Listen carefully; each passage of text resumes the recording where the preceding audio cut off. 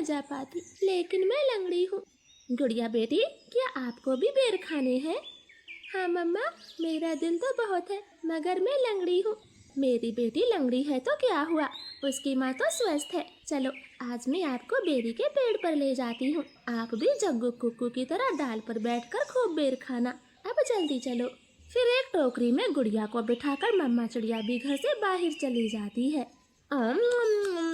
खट्टा मीठा बेर है, दिल कर रहा है इसकी गुठली भी खा जाऊं। नहीं जग्गू, गुठली नहीं खाना, बेर बहुत है, तुम बेर को ही खाओ। मैं तो कुछ बेर अपने घर भी लेकर जाऊंगा। कोको दोस्त, वो देखें, आपकी मम्मा भी इसी तरफ आ रही है, शायद उन्हें भी खट्टे मीठे बेर खाने होंगे। फिर मम्मा चिड़िया गुड़िया के साथ पेड़ पर बैठ जाती है। गुड़िया तो कई महीनों के बाद घर से बाहर आई थी, वो बहुत खुश होती है।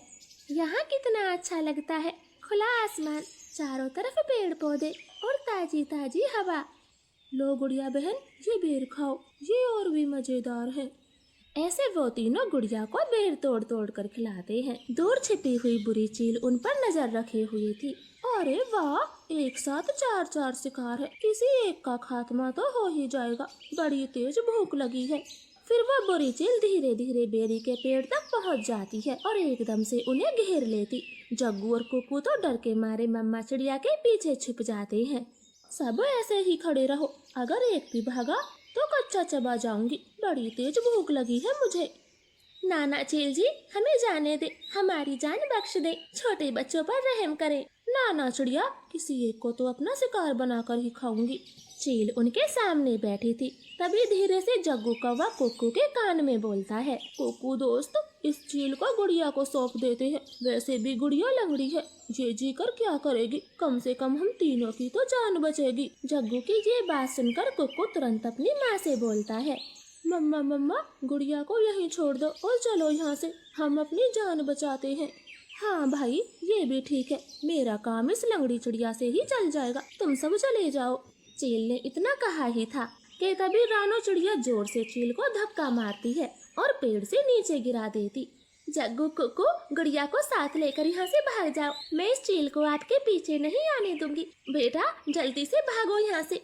इतना कहकर रानो चील पर हमला कर देती है और जग्गू और कुक्कू टोकरी लेकर वहाँ से भाग जाते हैं। चिड़िया और चील में काफी देर तक लड़ाई होती है और आखिर में चील रानो को जान से मार देती है।